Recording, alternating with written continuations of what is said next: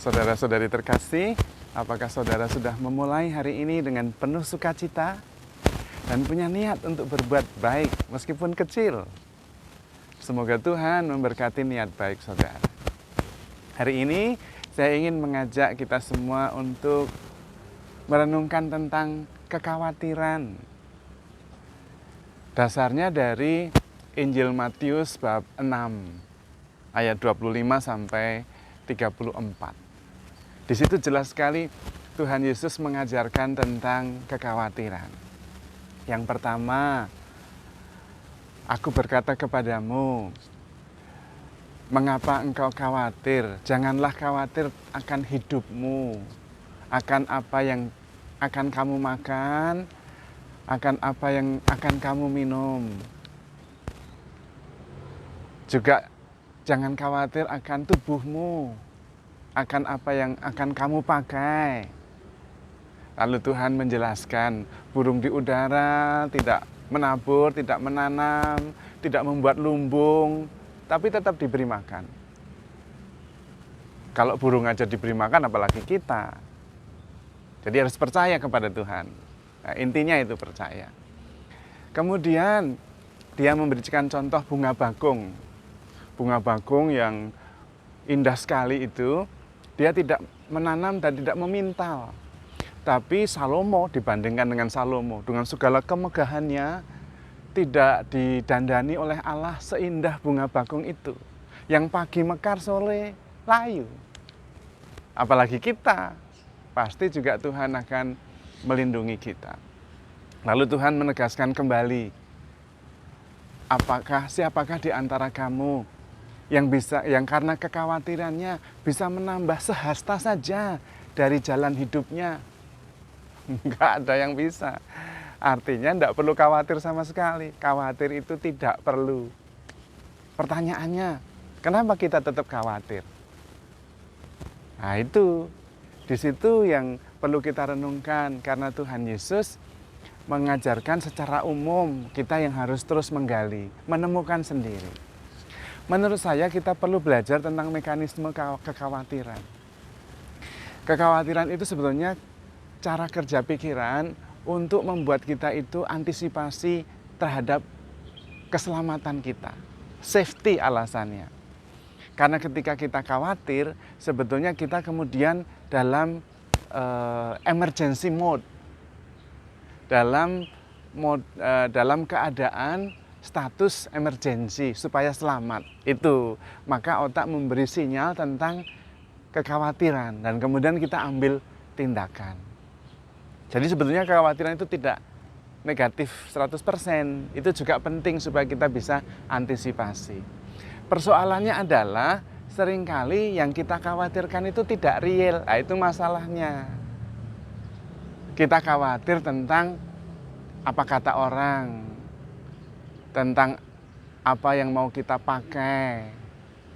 Misalnya, kalau belum make up, keluar rumah, apa kata dunia? Kita dalam factory mode.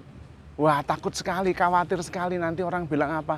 Padahal itu tidak real, belum tentu orang perhatikan. Bahkan orang tidak mikir sama sekali. Boro-boro mikirin wajah yang belum didandani. Nggak mikir mereka, boro-boro. Mereka lagi sibuk dengan urusannya sendiri. GR kita itu, lebay. Seringkali seperti itu masalahnya. Karena itu kemudian kita mencoba untuk menutupinya secara fisik. Juga misalnya pakai mobil. Waduh, kalau mobilnya itu ketinggalan zaman 10 tahun yang lalu, apa kata dunia? Khawatir pendapat orang. Dan itu kebanyakan di antara kita seperti itu. Padahal tidak penting. Saya kenal satu umat di sini. Ketika mengatakan kepada Romo, tidak apa-apa ya, saya jemput dengan mobil saya ya, yang sudah ketinggalan zaman. Oh, nggak apa-apa. Saya pernah berkarya di Kalimantan itu 8 tahun. Tidak semua di Kalimantan itu ada jalannya. Boro-boro dijemput dengan mobil, jalannya aja belum ada. Sebagian, bukan semua. Jadi nggak masalah. Dan kemudian dia cerita, saya juga senang kok Romo pakai mobil ini. Saya tidak mau ganti. Malah kalau ganti nanti orang tidak kenal saya. Kalau sekarang ini saya pergi kemana aja kenal, oh itu pasti dia ini, karena mobilnya itu tidak ganti-ganti. Nah itu bagus, itu bisa melihat sebuah peristiwa dari sudut pandang yang lain.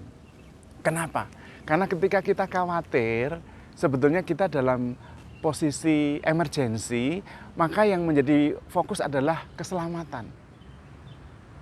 Kalau zebra dikejar oleh singa, yang dia pikirkan adalah bagaimana saya harus mencapai tempat itu sehingga singa tidak bisa ngejar, dan kecepatannya berapa, dan bagaimana gerakan saya. Itu. Dan itu posisi emergensi. Maka fokusnya adalah safety. Tidak bisa kreatif. Nah itu masalahnya. Dan itu persoalannya, boro-boro kreatif. Ini lagi cari kesempatan supaya selamat. Jadi tidak bisa kreatif sama sekali. Tidak bisa. Sama dengan kita kalau khawatir. Kalau kita khawatir terus, kita itu tidak kreatif. Kita hidup di masa lalu terus.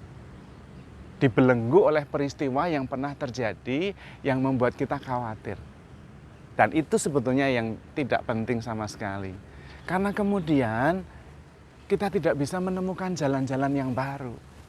Karena itu bagi Tuhan, jangan khawatir. Yang penting justru carilah, maka engkau akan mendapatkan. Ketoklah, maka pintu akan dibukakan bagimu. Fokus pada kreativitas, jangan pada emergensi. Kekhawatiran itu fokus kepada emergensi. Tidak bisa menemukan kreativitas jalan baru. Jalan-jalan kreatif yang bisa membuat kita maju. Saya ingat sekali Thomas Alva Edison. Suatu ketika pabrik atau showroom yang dia bangun itu kebakaran hebat. Semua hasil penemuannya ada di situ, ribuan penemuan. Dan kemudian dia datang melihat pemadam kebakaran sedang berusaha tapi tidak berhasil. Dan dia bawa satu anaknya. Anaknya heran karena Thomas Alva Edison itu lihat itu sambil wajahnya cerah. Bukan gelisah, bukan khawatir, tapi cerah. Dan dia bilang kepada anaknya, "San, harusnya mamamu ikut. Karena melihat ini peristiwa ini luar biasa. Belum tentu setahun, 10 tahun sekali terjadi." Dan anaknya heran, "Papa, kita itu sedang kehilangan semua hasil penelitian Papa yang begitu hebat. Kenapa Papa malah justru tidak khawatir sama sekali?" Dan dia mengatakan, "Tidak, saya tidak khawatir. Memang saya kehilangan hasil penemuan itu. Tetapi saya juga sekaligus menghilangkan semua jejak kesalahan proses penemuan itu."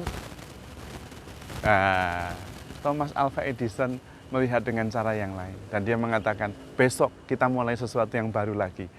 Dia tidak terbelenggu oleh masa lalu. Tidak pada fokus emergency mode. Sehingga dia bisa kreatif. Dan benar, tidak lama kemudian dia membangun lagi. Dan menemukan banyak penemuan lagi. Itu.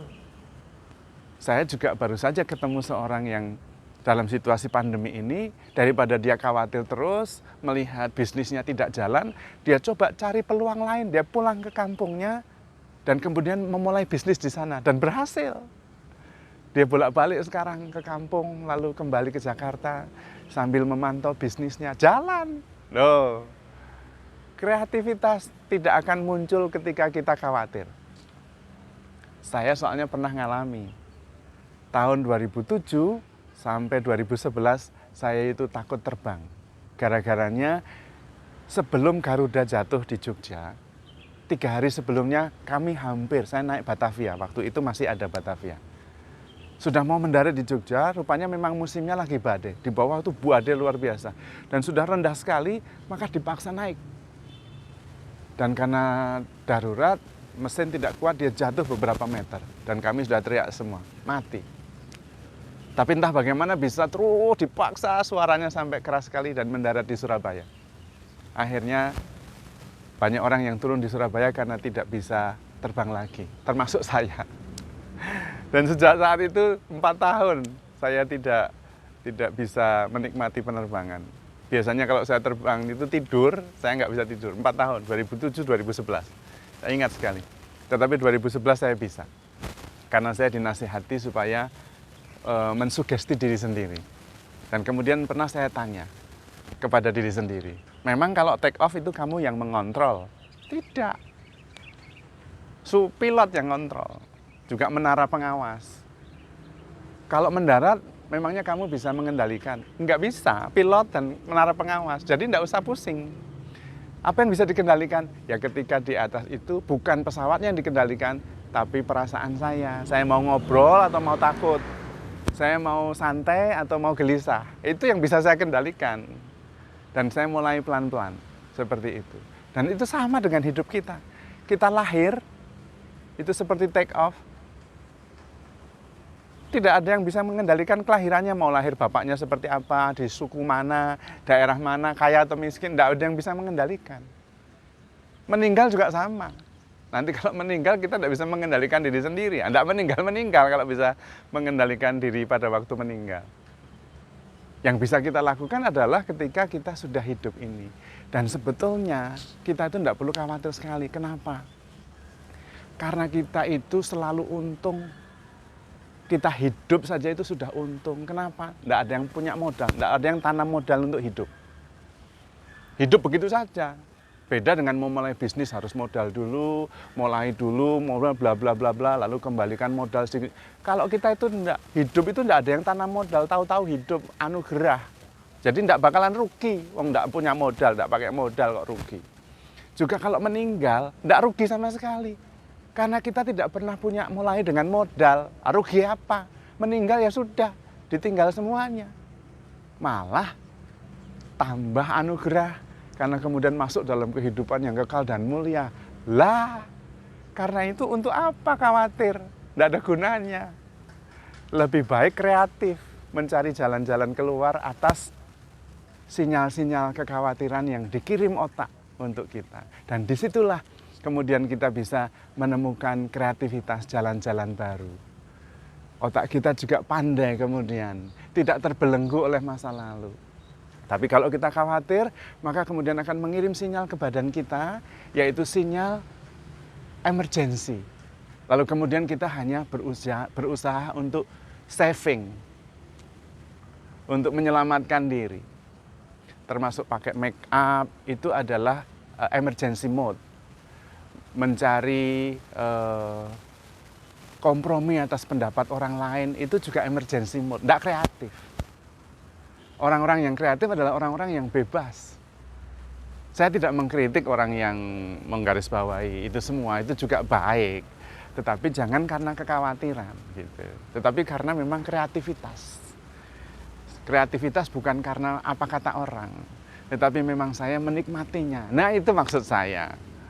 Sehingga kita sungguh-sungguh bisa kreatif dan menemukan kebahagiaan, tidak fokus pada kekhawatiran, tapi fokus pada kreativitas, pada jalan keluar. Dan itu lebih membahagiakan. Pikiran kita selalu diperbaharui. Tidak hanya hidup sama dari hari ke hari. Emergency mode, tidak. Tetapi sebuah kehidupan yang penuh dan utuh, kreatif. Bukankah hidup lebih penting daripada makanan? Bukankah tubuh penting, lebih penting daripada pakaian? Nah, karena itu, kalau toh ada kekhawatiran, gunakan itu untuk kreatif mencari jalan keluar. Bukan fokus pada kekhawatiran, fokus pada jalan keluarnya. Karena Tuhan bersama kita. Nah, itu yang penting. Namun, sekali lagi, dalam usaha itu semua tetap harus ingat. Handle yourself with care, because you are loved. Tuhan memberkati.